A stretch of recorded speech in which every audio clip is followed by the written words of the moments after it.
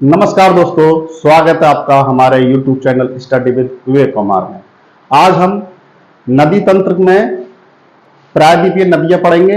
अब से पहले हम हमारी जो पिछली वीडियो रह चुकी है उसमें हम अ, हिमालय नदियों में हम पढ़ चुके हैं सिंधु नदी तंत्र, ब्रह्मपुत्र नदी तंत्र और गंगा नदी तंत्र। इसी क्रम में जो हमारा जो अंतिम नदी तंत्र है वो है हमारी प्रायद्वीपीय नदियां। प्रायद्वीपीय नदियां जो होती है दोस्तों, इनके बारे में हम ये कह सकते हैं कि जो प्रायद्वीपीय नदियां होती हैं वो नदियां कैसी हैं, वो पुरानी नदियां हैं।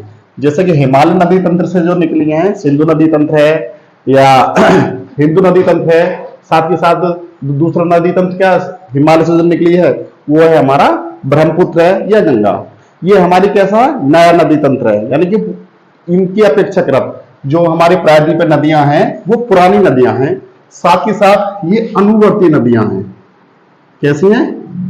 अनुवर्ती नदी हैं। अनुवर्ती नदी दोस्तों वो होती हैं जो ढलान के साथ बहती हैं। कैसे बहती हैं? ढलान के साथ। जैसे कि हम देखते हैं कि जो प्रायद्वीपीय भारत है इस प्रकार है और ये नदियां इस प्रकार ये मिलकर बहती हैं। तो हम देखते हैं कि जो हमारा जो पश्चिमी घाट है और ये हमारा पूर्वी घाट है। जो पूर्वी घाट की जो ऊंचाई है अपेक्षाकृत पश्चिमी घाट से ऊंची है, यानी कि पूर्वी घाट क्या है, थोड़ा सा इसकी हाइट ऊंची है और इसकी कैसी है, पश्चिमी घाट की पूर्वी घाट की ऐसी है थोड़ा सा नीचाई पे। उसका कारण क्या है कि जो अरब सागर की जो प्लेट्स हैं, जब इनमें क्या हुआ, प्लेट्स के कारण क्या हुआ कि इसका उठान भूमि का ऊंचा हो गया और इसका नीचा हो गया, जिसकी वजह से जो ये नदियां हैं वर्ष भर जैसे ये बहती हैं और बहने के साथ साथ तो इस वजह से जो अधिकतर जो नदियां हैं वो निकलती कहां से हैं, ज्यादातर पश्चिमी घाट की साइड से आती हैं और पूर्वी घाट की तरफ अधिकतर नदियां देखने में मिलता है कि ये बंगाल की खाड़ी में गिरती हैं। साथ ही साथ ये हमेशा जो नदियां हैं ये मौसमी नदियां हैं, यानी कि बरसात बरसात के दिन में इन नदियों में पानी की अधिकता रहती है और अगर बरसात कम हो जाए तो इन नदियों में पानी कम हो जाता है। साथ ही साथ जब ये नदी बहती है तो इन नदियों का जो मार्ग है वो चौड़ा होता जाता है। ठीक है। तीसरी चीज है कि अब हम इसी क्रम में अब तीसरी जो नदी है, नदी के बारे में बात करते हैं जो प्रायद्वीपीय नदियां हैं उसमें कि ये जो नदी है, ये जो नदियां हैं ये धीमी गति से बहती हैं। कैसी गति से बहती हैं? धीमी गति से। इनका जो प्रवाह है वो धीमा है अपेक्षाकृत किसे, हिमालय से निकलने वाली जो नदियां उनकी अपेक्षाकृत, क्योंकि वो ऊंचाई से आती हैं और ये कम ऊंचाई से आती है, इसकी वजह से जो इनकी स्पीड है वो क्या है, धीमी है। और इसके बाद में जो चौथी बात इनके नदियों के बारे में आती है वो ये आती है कि ये कुछ नदियां हैं जैसे गोदावरी, कृष्णा और कावेरी। ये तीन नदियां हैं, जो तीन प्रमुख नदियां हैं, ये क्या बनाती हैं, ये डेल्टा बनाती है। क्या बनाती है? डेल्टा। यानी कि एक उधर हमारी ब्रह्मपुत्र नदी है वो डेल्टा बनाती है और एक ये जो नदियां हैं गोदावरी, कृष्णा और कावेरी, ये भी क्या बनाती हैं, डेल्टा बनाती है। आइए अब विस्तृत रूप से हम प्रायद्वीपीय नदियों के बारे में हम देखते हैं। थोड़ा सा रहेगी,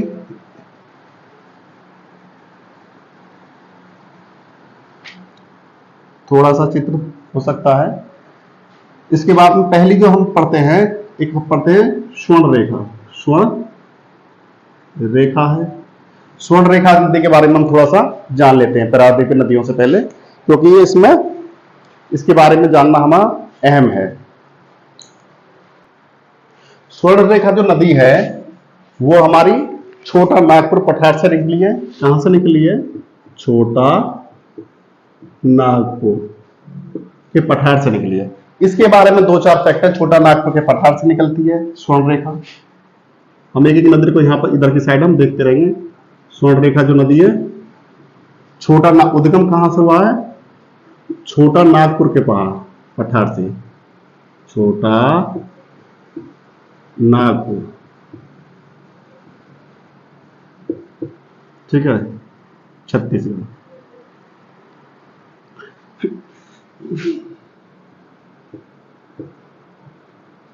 दूसरी चीज कि ये जो हमारा एक है रांची, रांची जो शहर है उसके दक्षिण, याद रहे ये फैक्ट है, दक्षिण और पश्चिम किस साइड से होकर निकलती है, साइड से होकर जाती है। तीसरा फैक्ट क्या है कि एक शहर है जमशेदपुर, जमशेदपुर, जमशेदपुर इसी शहर, इसी नदी के किनारे बसा हुआ है।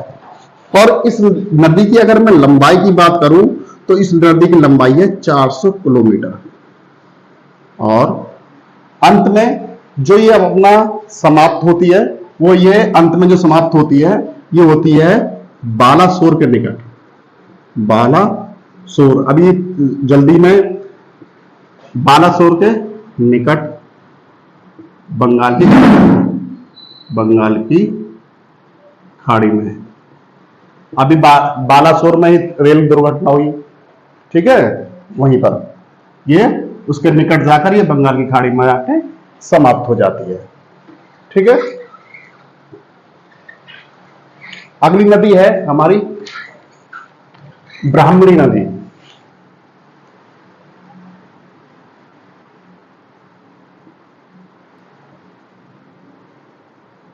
ब्राह्मणी नदी, ब्राह्मणी नदी है, ये भी छोटा, उद्गम भी इसका भी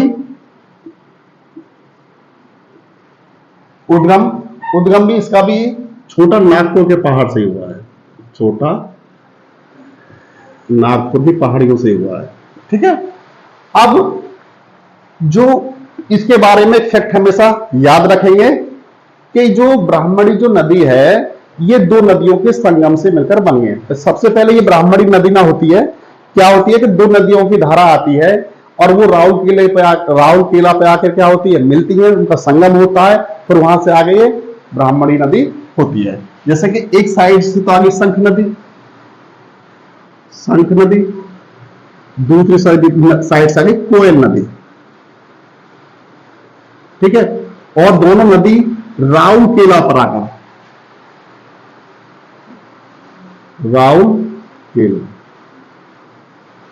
राउरकेला पर आकर मिलती हैं और जाकर ये पारादीप, बंदरगाह,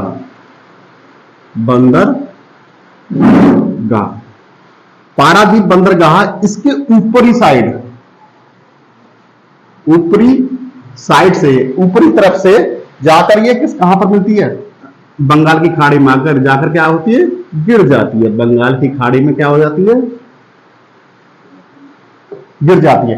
तो याद रखेंगे कि जो हमारी जो ब्राह्मणी जो नदी है वो किन दो नदियों के संगम से बनी है, वो बनी है शंख नदी और कोयल नदी। कोयना नदी नहीं है, याद रखेंगे इसको, क्योंकि बार बार कंफ्यूजन हो जाता है कि कोयना नदी हमारी आंखों के सामने, हम बुक ज्यादा पढ़ते तो कोयना नदी बहुत बार आ चुकी होती है, वो हमारी कृष्णा की बात है, ठीक है, उसके बारे में नहीं बात करेंगे, हम बात करें कोयल नदी के बारे में बात कर रहे हैं, ठीक है। इसको हमेशा याद रखेंगे, कंफ्यूज नहीं होंगे बिल्कुल भी। तो राउरकेला में आके इन दोनों का नदियों का क्या होता है, संगम होता है और जाके पारादीप के ऊपर, उड़ीसा पारादीप के ऊपर बंगाल की खाड़ी में जाकर गिर जाती है, ठीक है। अगली नदी है, जो अगली नदी है वो है महानदी।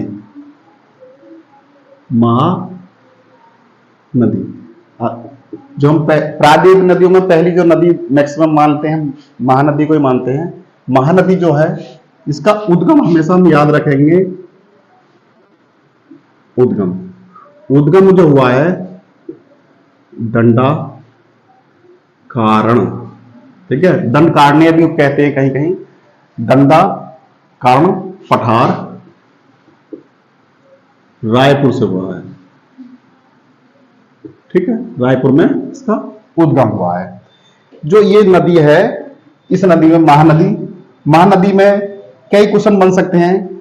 जैसे कि इसकी लंबाई की बात करें तो लंबाई है 857 किलोमीटर। और कहीं कहीं कहीं कहीं किसी बुक में इतना भी है और कहीं 885 किलोमीटर भी है, मगर मैक्सिमम हम 857 के साथ ही हम ज्यादा जाएंगे। ठीक है, इसकी कुछ सहायक नदियां हैं, सहायक नदियां हैं जैसे इब, जोंक, तेल, शियोनाग आदि सहायक नदियां हैं। आप स्क्रीन पर देख भी सकते हैं कि महानदी की सहायक नदियां किस प्रकार, किस साइड से कौन सी नदियां आ रही हैं। इसमें एक महत्वपूर्ण क्वेश्चन हो जाता है, महानदी पर एक बांध भी बनाया गया है, वो बना गया है हीराकुंड बांध। हीराकुंड बांध वो किस पर बनाया गया? महानदी पर ही बनाया गया है। ठीक है दोस्तों, हम महानदी को इस प्रकार याद रखेंगे कि जो महानदी नदी है इसकी लंबाई है 857। इस पर हम ज्यादा फोकस नहीं रखेंगे क्योंकि बुक में मैक्सिमम बुकों में इतना ही है, और कहीं कहीं इसको 885 में भी रखा गया है। ठीक है, सहायक नदियों की बात करें तो इब, जोन, तेल, सियोन और स्क्रीन पर आप देख भी सकते हैं। और बांध इस पर बनाया गया है, हीराकुंड बांध बनाया गया है। ठीक है, अगली नदी के बारे में बात करते हैं।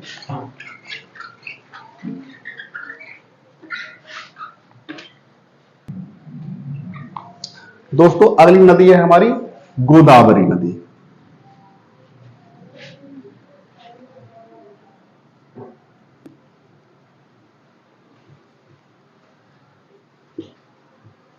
गोदावरी नदी का उद्गम जो हुआ है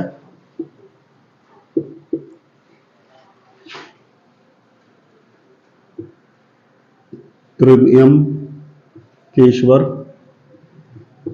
नासिक, महाराष्ट्र से हुआ है। ठीक है, और वहां पर भी क्या है, एक नासिक के एक झरने से हुआ है, नासिक के झरने से हुआ है इसका। ठीक है, हाँ, नासिक में भी एक झरना है, वहां से इसका उद्गम हुआ है। इसकी अगर लंबाई की बात करें, इसकी लंबाई है 1465 किलोमीटर है। कितनी है? 1465 किलोमीटर है। और ये दक्षिण भारत की सबसे लंबी नदी है, यानी कि दक्षिण भारत की सबसे लंबी नदी है, सबसे लंबी नदी है। मगर कहां की है? दक्षिण भारत की सबसे लंबी नदी है। इसको और एक उपनाम से जानी जाती है, यानी कि उपनाम मतलब दूसरा नाम, बूढ़ी गंगा के नाम से भी इसको जाना जाता है। इसकी जो सहायक नदियां हैं बहुत ही ज्यादा इंपोर्टेंट हैं, इन पर हम ध्यान देंगे कि जो गोदावरी की जो सहायक नदियां हैं इससे क्वेश्चन बहुत ही ज्यादा एग्जाम में पूछे जाते हैं।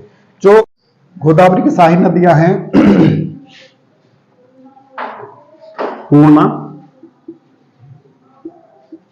वैनगंगा,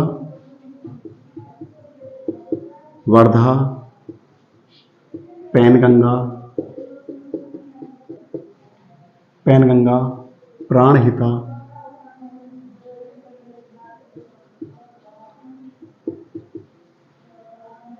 सबरी, ये नदियां हैं जो कहां से मिलती हैं? बाएं तट से मिलती हैं, बाएं तट से मिलती हैं। किसमें मिलती है? गोदावरी में। और दाहिने तट से, दाहिने जो तट से है जो एक ही मात्र नदी मिलती है, मंजीरा। तो हमेशा याद रखेंगे कि इसके साथ गोदावरी की जो सहायक नदियां हैं, हमेशा इसको हम इसी प्रकार याद रखेंगे कि जो दाहिने तट की जो केवल एकमात्र नदी है मंजीरा, इसको हम हमेशा याद रखेंगे। इसमें गोदावरी की बात करें तो ये जो नदियां हैं, यहां पर आई हमारी पूर्णा, उसके बाद में आती है वैनगंगा, वैनगंगा के बाद में इसी में मिल जाती है, वैनगंगा में मिल जाती है वर्धा। ठीक है, जैसे ही आगे बढ़ती है तो वर्धा के बाद में इसमें आ जाती है पैनगंगा, पैन गंगा। और जब ये फिर नदी आगे बढ़ती है तो इस नदी का नाम पैन गंगा और वैन गंगा जब मिल जाती है तो इसी नदी का आगे इसका नाम हो जाता है प्राणहिता। क्या हो जाता है? प्राणहिता। ठीक है। प्राणहिता इंद्रावती है, यहां पर इंद्रावती और सबरी, इधर से मंजीरा आ गई है। और ज्यादा डिटेल में जानने के लिए हम स्क्रीन पर इसकी इमेज लगा देते हैं और जो भी सहायक नदियों की जो इमेज है। ठीक है। अगली नदी हम पढ़ते हैं।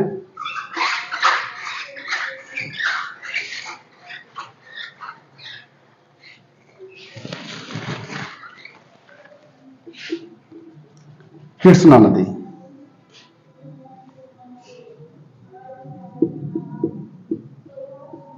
कृष्णा नदी, इसकी 1290 किलोमीटर इसकी लंबाई है। ये उद्गम जो होता है, इसका उद्गम जो होता है महाबलेश्वर से होता है। इसका उद्गम महाबलेश्वर से होता है। ठीक है। और कृष्णा नदी पर एक बांध बनाया गया है, बांध बनाया गया है नागार्जुन बांध। ठीक है। और कृष्णा नदी जो है दक्षिण भारत की, कृष्णा नदी दक्षिण भारत की दूसरे नंबर की, यानी सेकंड नंबर की सबसे बड़ी नदी है, लंबी नदी है। ठीक है।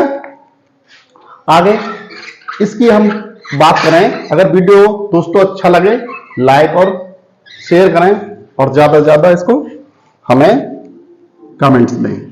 ठीक है। आगे इसकी सहायक नदियां बहुत ही ज्यादा इंपोर्टेंट हो जाती हैं। ठीक है।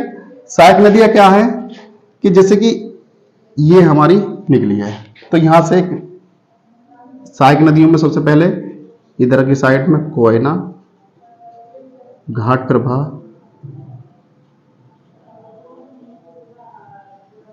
ताल प्रभा,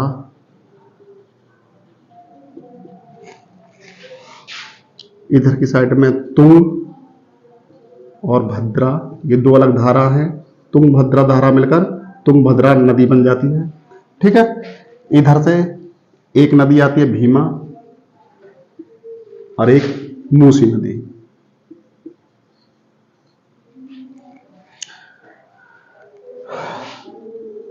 एक ये नदी डेल्टा भी बनाती है। ठीक है।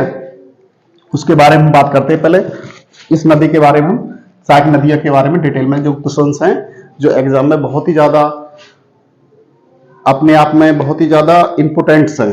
ठीक है। उनको हम देखते हैं। जैसे कि कोयना नदी और घाट प्रवाह नदी। देखिए दोस्तों, कोयना नदी और घाट प्रवाह नदी जो अर्धवृत्त रूपी, ये दोनों नदियां क्या बनाती हैं?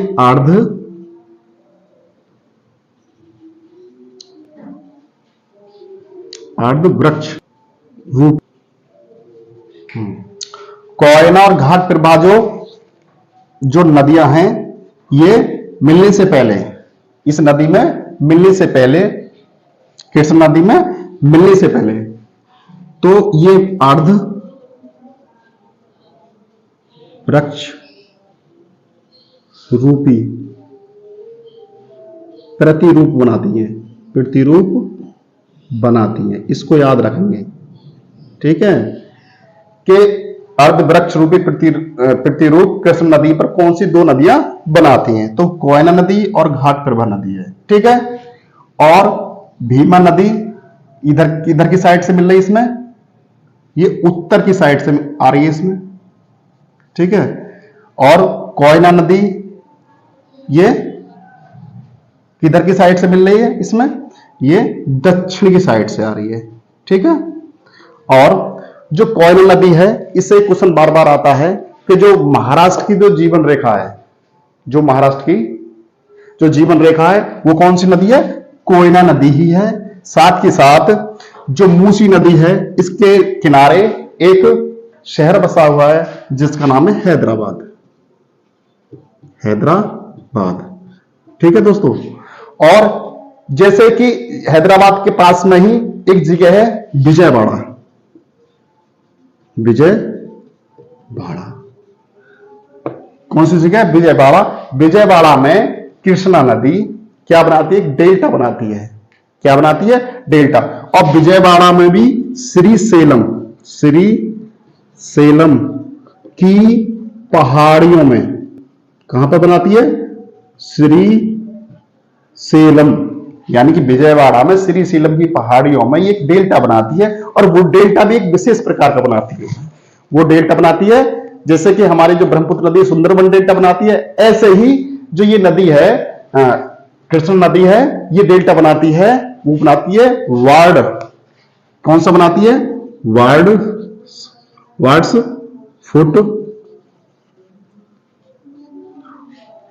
फुट डेल्टा बनाती है, यानी कि पक्षी के पंजे के आकार का डेल्टा बनाती है। और कृष्ण नदी पर एक बांध इस नदी पर एक बांध बना गया नागार्जुन बांध। नागार्जुन बांध इसमें कृष्णा नदी पर है, ठीक है। बाई मिस्टेक करके पिछली शायद मुझे लग रहा है कि जो पिछली नदी जो पढ़ाई थी उसमें शायद मैंने इसको गलती से बोल दिया हो, तो उस पर थोड़ा सा ध्यान देंगे, इसको करेक्ट कर लेंगे। नागार्जुन बांध किस पर है? किस पर बना? कौन सी नदी पर है? तो वो कृष्णा नदी पर बनाया गया है।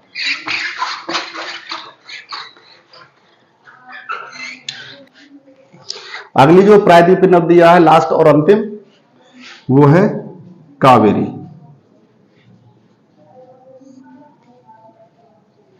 जो कावेरी जो नदी है ये भी बंगाल की खाड़ी में आकर गिरती है और इसकी जो दूरी है 765 किलोमीटर।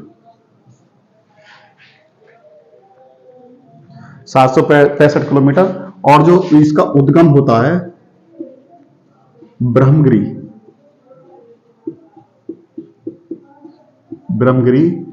की पहाड़ियां नीलगिरी से होता है, ठीक है।